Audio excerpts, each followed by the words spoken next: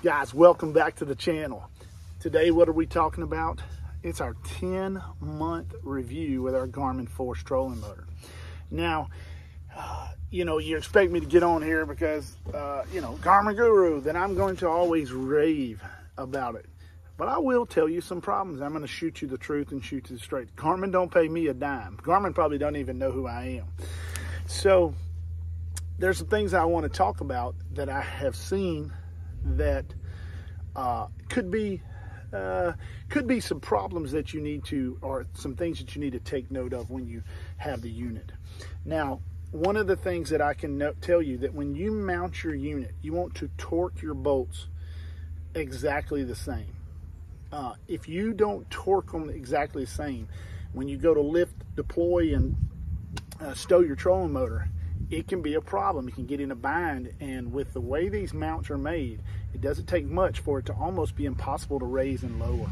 So that's important that you do those things. Another thing that I have noticed with the pedal, I now stow my pedal. I put it in a box when I go home. I used to didn't do it, but one thing that I have noticed is that if for example, if you have large amounts of rain at over time, that some of the diodes, I guess, inside the head, the water will sit there, and until it kind of dries out, it's almost inoperable to use your foot pedal. So I like to keep mine in my box and then get it out. It doesn't do it like when you're out there fishing on a rain, but if you say you leave your boat out, or if it rains while you have your boat out or hooked to your truck, it could possibly do that, and then you'll be forced to use the remote control, which I still think is the best thing. Garmin has nailed it with that remote control. Another thing that I have seen is that tiny pebbles can get around the actual button that you push. And what they will do is when you push it, it won't come back up, or sometimes they'll get around behind it and you can't push it down and you'll have trouble deploying. So that is another reason that I always put my foot pedal in a box.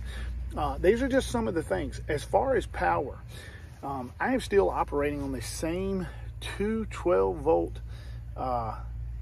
EverStart batteries. Now, I will tell you this much: I can last all day on those EverStart batteries.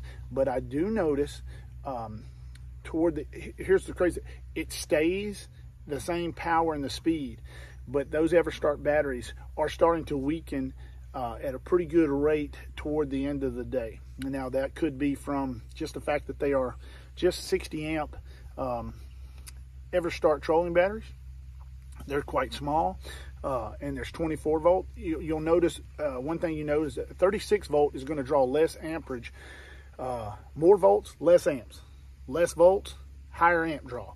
So if you can, what I'm noticing is to be able to put your trolling motor, people I've talked to that have the 36 volt, they get, it takes less time to charge their batteries because they're using less amps. Higher voltage but less amps, and the trolling motor is going to be more efficient. Now in terms of speed and durability, I actually don't even run mine on about the second bar, and it'll absolutely tote your boat around. Durability, I have beat and banged this till there is nothing. I swear I've beat and banged it, and it's a rock. I have had to use a little bit of lube on some of the pins to keep them quiet. I just take a spray. Matter of fact, I just use this. This is the crazy thing. I just spray Real Magic on them. I don't know. It works just fine. I just leave it on my boat and I spray it on my rods, and I spray it on everything. Real Magic, that's all I do, and it works just fine. Now, a lot of people said something about the trolling motor prop being weak. I have beat it and banged it and run it and hit it into trees, stumps, cypress knees. I've never broke it. I don't have a chip on it. It hardly has a scratch. I am very impressed with the prop. I'm very impressed with the trolling motor as a whole. I have had zero problems. And I recommend it to everybody. Several of my clients that I do the on-the-water classes with, they have upgraded to it, and they feel the same way. It's an amazing piece of, it's amazing trolling motor. And if you're in the market for one, they are high. But don't forget, you can go to CHADDYBOYS.com and you get something really nice. Use code GG722, baby, and it'll get you something.